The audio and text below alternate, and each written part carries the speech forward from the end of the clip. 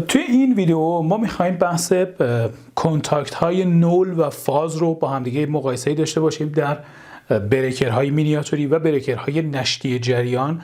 کنتاکت نول اصطلاحاً وصل سریع و قطع با تأخیر هست، یعنی نسبت به کنتاکت های فاز سریعتر وصل میشه و نسبت به اونها دیرتر قطع میشه.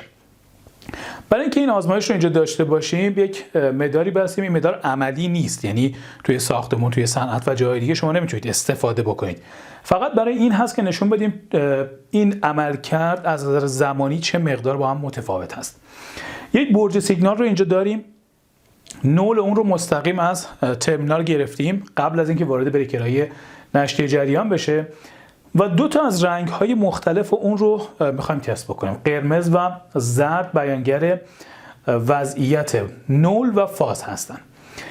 پس نول رو مستقیم از ترمینال دادیم، سیم فاز رو آوردیم به کنتاکت نول و کنتاکت کناری اون. فرقی نمی‌کنه، فازها با هم رفتارشون یکسان هست، فقط فاز و نول با هم متفاوت هستن.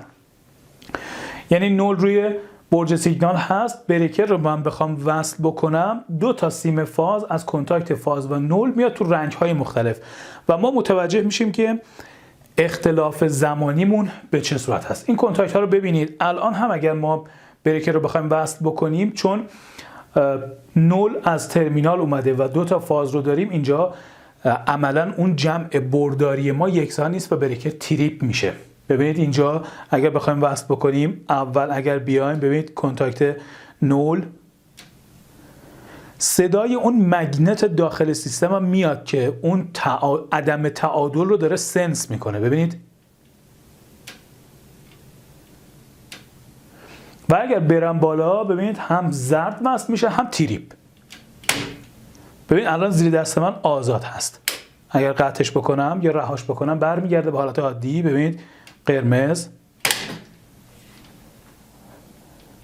قرمز، زرد، ببین الان درگیر هست ولی مگنت سیستم رو رها کرده. اگر من برم تا بالا ببینید تریپ، هر دو قطع میشن در صورتی که دسته هنوز بالا هست. این تفاوت فاز و نول در نشت جریان 4 پل و 2 پل تفاوتی نداره. نول همیشه به این صورت هست. در بریکرهای مینیاتوری هم حتی همینطور هست. بریکرهایی که 4 پل هستن اصطلاحاً 3 فاز به علاوه نول. ما مدل هایی رو داریم که 4 پل حفاظت دارن، اونا نه.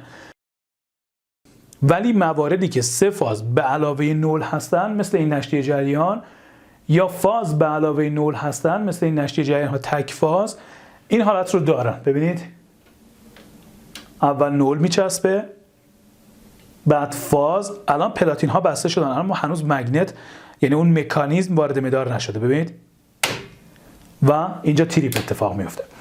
همین رو روی بریکرهای دیگه تست بکنیم، رفتارشون رو ببینیم. اومدیم روی بریکر بعدی. اینجا مدل هایی که ما داریم در ویدیوهای قبلی بررسی شدن. ببین این یک RCCB 3 فاز نو آرک هست، این یک RCCB تک فاز نو آرک هست و این دوتا مدل ترکیبی هستن، یعنی RCBO هستن که بحث اضافه بار و اتصال کوتاه رو هم میتونن ببینن در کنار نشتی جریان، اما این دوتا فقط بحث نشتی جریان رو دارن. یه نکته جالب در بریکرهای نو آرک این قسمت اندیکاتور اون هست که تریپ الکترونیک هست. ببینید اگر شما به صورت دستی این بریکر رو قطع و وصل بکنید، کامل یک حالت سفید رنگ رو به شما نشون میده. اما اگر تریپ اتفاق بیفته به صورت الکتریکی، رنگ اون قرمز میشه. خب اینجا ببینید باز هم ما نول رو مستقیم دادیم، فاز رو آوردیم روی کنتاکت فاز و نول. میخوایم زمان رو بررسی بکنیم و سیگنال قرمزمون بیانگر کنتاکت نول هست و زرد یا نارنجی کنتاکت فاز. ببینید اول ببینید قرمز، بعد زرد و تریپ. حالا اینجا رو اگر ببینید قسمت شد دیگه قرمز، یعنی تریپ الکترونیک. الان من اگر باز هم بخوام وصل کنم ببینید قرمز، زرد و باز هم تریپ. اگر این حالت تریپ در بی برقی اتفاق بیفته یا وصل در بی برقی اتفاق بیفته یا مدار ما نرمال بشه با وصل دستی، ببینید این قسمت فقط حالت سفید رو به شما نشون میده. الان من میتونم یه لحظه برق رو قطع بکنم، برق این تابلو رو، و توی بی برقی RCB رو ببندم، ببینید که مشخص بشه اندیکاتورش داره سفید رو نشون میده، و بعد برق رو وصل بکنم که تریپ اتفاق بیفته. ببینید اینجا الان برق تابلو قطع هست، ببینید وصل به اندیکاتور سفید. اگر ببینید تریپ و اندیکاتور شد قرمز. یه بار دیگه ما این رو تست بکنیم. ببینید اینجا نشون میده که بریکر شما به صورت دستی قطع شده یا اینکه بحث تریپ الکتریکی رو داشته. الان در حالت وصل هست بریکر، ببینید چون برق تابلو کامل قطعه و اینجا وضعیت رو داره نرمال نشون میده. ببینید اندیکاتور سفید هست. بریکر رو وصل میکنم و برق تابلو رو وصل میکنم، همون حالت چراغ سیگنال با اون خطا روش هست. ببینید و اندیکاتورمون قرمز شد که اینجا نشون میده یک اتفاقی افتاده که نشتی جریان ما عمل کرده. ببینید الان برق قطعه، وقتی که وصلش بکنم حالت ریست اتفاق میفته. ببینید و حالا برق تابلو رو وصل میکنم، نشون میده که اینجا تریپ الکتریکی هست و یک خطایی در سیستم ما رخ داده. خب سیم ها رو آوردیم روی یک بریکر نشتی جریان ترکیب شده با مینیاتوری یا اصطلاحاً RCBO. اینجا ما دو تا دسته مجزا رو داریم. ببینید اگر من فقط بحث نشتی جریان رو وصل بکنم هیچ اتفاقی نمیفته، کنتاکتی اینجا روشن نمیشه، چون بحث نشتی جریان اون یک قسمت مستقل هست و مینیاتوری اون ببین اینجا یک بخش جداگانه ای رو داره، اندیکاتورش فقط سبز و قرمز هست. اینجا دیگه تریپ الکترونیک نمایش داده نمیشه مثل مدل های دیگه. ببین اینجا هنوز تریپمون قرمز هست، من اگر وصلش بکنم سفید و اگر قطع هم بکنم هیچ اتفاقی نمیفته، فقط حالت سفید رو نشون میده.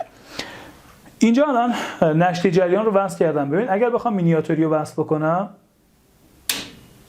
بلافاصله فرمان تریپ، یعنی اینجا دیگه بحث وضعیت وصل رو ما نمیتونیم ببینیم. حالا اگر بخوایم اینجا هر دو تا دسته رو بیاریم بالا، ببینید بلافاصله تریپ اتفاق میفته. ببینید اصلا وصل نمیشه، یعنی اون بحث عملکرد نود رو ما اینجا نمیتونیم ببینیم. نشتی جریان رو وصل میکنم، ببینید بلافاصله فرمان تریپ، سیگنال قرمز یه چشمک خیلی کوچیکی میزنه. ببینید اگر اون خیلی آهسته بالا بیارم، ببینید پس این وضعیت ترکیبی. بیایم روی ترکیبی تک ماژول. اینجا هم اومدیم روی حالت تک ماژول. روی تک ماژول کنتاکت سمت چپمون نول هست که اینجا میاد روی سیگنال زرد رنگ. اگر بخوایم ببینیم، ببینید اول زرد هست، قرمز. ببینید این زرد قرمز، کنتاکت زرد قرمز رو میبینید هنوز کامل وصل نشده و سیگنال رو یک چشمک خیلی کوچیکی میزنه. ببینید زرد و قرمز. اگر بالا بریم تریپ اتفاق میفته. پس این وضعیت کنتاکت نول که ما میگیم وصل سریع و قطع با تأخیر هست در سیستم هایی که کنتاکت نول دارن، بریکرها، نشتی جریان ها و آیتم های دیگه.